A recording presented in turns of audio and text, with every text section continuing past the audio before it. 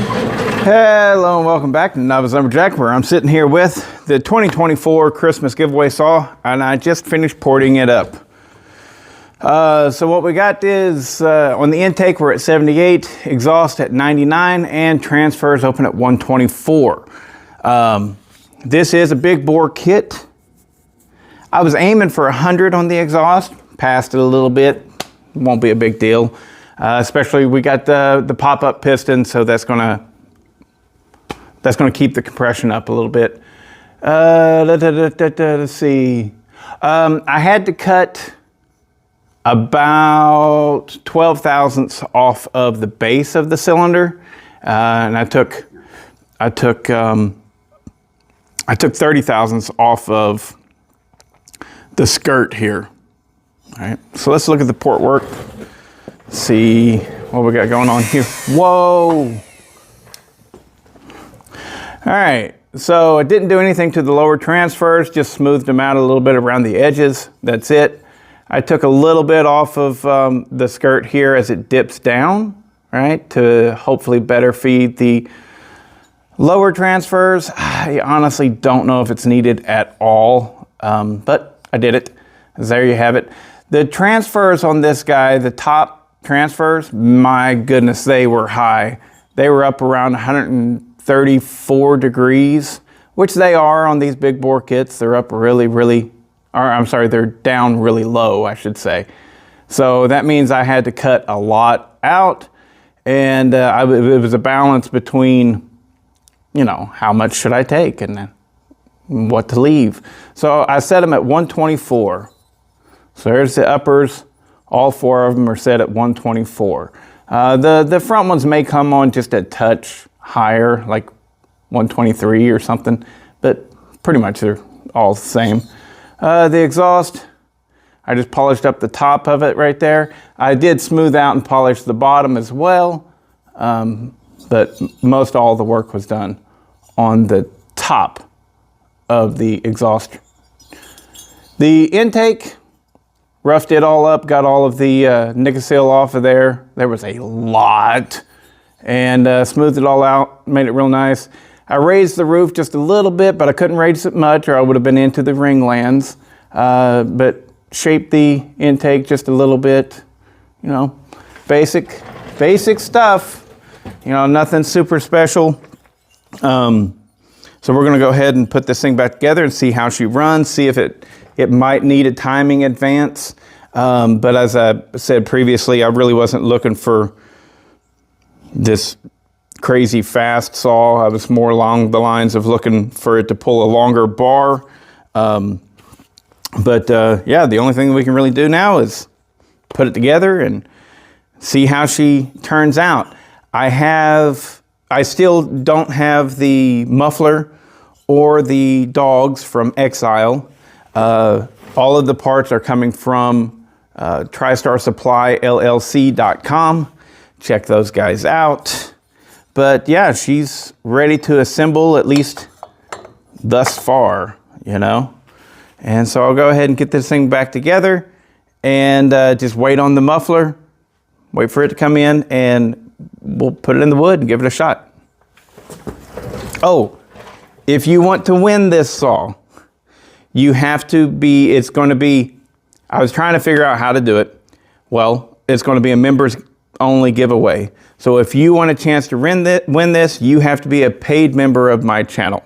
So if the lowest, I think it's $2.99, I'll just take all the paid members and put them in the generator on the computer, a random generator, and we'll see who wins. The lowest level gets 1 chance to win, next up 2 chance, next up 3 chance, and then I think it's the last chance.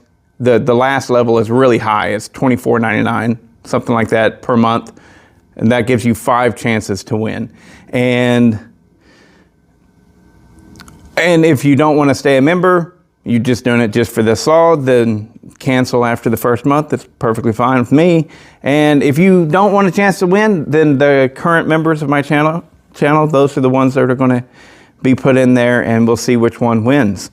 So yeah, trying to figure out how to do this. It's always difficult because, as odd as it seems, actually it's not that odd, but people feel entitled, like they should get the opportunity to have everything for free. And a lot of people will complain very naturally that that's not a free giveaway, so you've got to buy membership. I don't care. If you don't like it, don't watch the channel. It's cool with me, you know, but sometimes it gets really almost fun to see everybody bitch and complain. You know, I mean, if you want a chance to win this, you got to be a member of the channel. That's it. You know, if you don't want a chance to win it, then don't become a member. It's cool with me, you know. But yeah, a lot of people are like, that's not fair. Life should be free. Well, it's not. And if you don't dig on that, go get your free entertainment someplace else.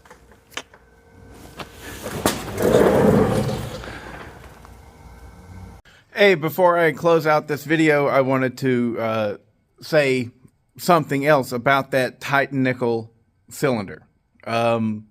Importing it, I was shitting razor blades. You know, I was just like, don't flake. Whenever I cut the skirt on the cylinder, I'm just cutting the skirt, and I was having the most difficult time getting through the plating that was around that skirt. And as it was turning, bing, big old flakes of that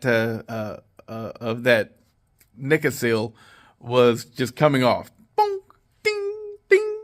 And they weren't going into the cylinder. I got really lucky with no flaking happened in the cylinder at all. And but I was being very careful. And so this is why guys like me really don't like those Nikasil cylinders. And so I wanted to preemptively strike. If you're watching this video and think, hey, I'll get Bodie to port I'll buy that cylinder and get him to port one for me or someone else. You know, there's a reason why porters largely don't even do it. They're like, nope, not happening. I have had them flake on me before, and it's just, wow, it's just a pain. It's terrible, you know? So I don't recommend porting one of these cylinders. And I don't mind doing it on this because this is a setup. I mean, I talked with Jason, the guy who owns TriStar Supply, LLC.com. And he actually left me a backup cylinder. This one is just a regular highway cylinder, and it's 48 millimeter. But we wanted to go with the big bore because, you know, people like the big bore. Doesn't matter if it doesn't matter how much we tell people you can get more power out of an OEM standard bore, and you can probably get better power out of just a standard bore highway setup than you can on the big bores. But it doesn't matter. People like the big bores, and they think 76 cc's, wow. But, you know, I mean, I'm guilty of it myself with the 365 and the John Red 2165 and stuff. I look at that and I know that they run amazing. However, unless it's for a race class, I don't want that 65cc cylinder. I want the 71cc cylinder. but I mean, the 71 runs extremely well also. It's just one of those things. It's like, you can almost not tell a difference at all between the 65cc closed port and the 71cc closed port. And in certain situations, like if you're only running a 20-inch bar or even a 24-inch bar, you might be better off with the 65cc cylinder. It might actually be a better running and performing saw than the 71cc. But we're in America. America, bigger's better, right? And so it's ingrained in us. So the 65cc is a premium cylinder. It really is. But even I'm like, nah, I want that 71cc. But I mean, those right there, you probably can squeak a little bit more power, definitely a little bit more torque out of the 71cc. But these big bore 76cc's, it would be great. I mean, I know you're going to be like, hey, you should do this, but it's a lot of work, guys. So it would be great to get a 71cc OEM, a 71cc aftermarket, and a 76cc aftermarket. Test them all out stock. Then the same person go through and port them all and get the best that he can, do the best that he can, or she. There might be some female porters out there. I don't know. But, try and get the best you can and then test them and see which one is actually more powerful. But that's a lot of work. Anyways, I just wanted to add this in that whenever I was porting that cylinder, I was trying very hard to not flake that coating, and I didn't, except for around the skirt. And it dulled the crap out of my cutter. And so much, if you go back and look at the base of this, you can tell where my cutter was dull. I mean, I still was able to cut it and everything, but I didn't notice it until it was all done. And afterwards, I'm looking at it and I was like, why does it look that way? Well, my cutter's dull, and so is it still going to seal up and work fine? Surely. You know what I mean? It just didn't give it that great finish that I'm used to.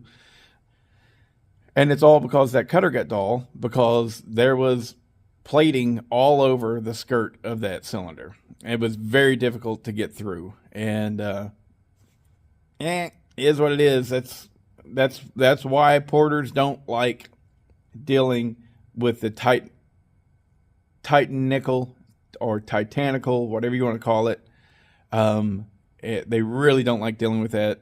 I don't know any porter that's like, oh yeah, that'll be fine. They're just going, they say, I'll do it, but hey man, if it flakes, you still owe me money. So anyways, that's the lowdown.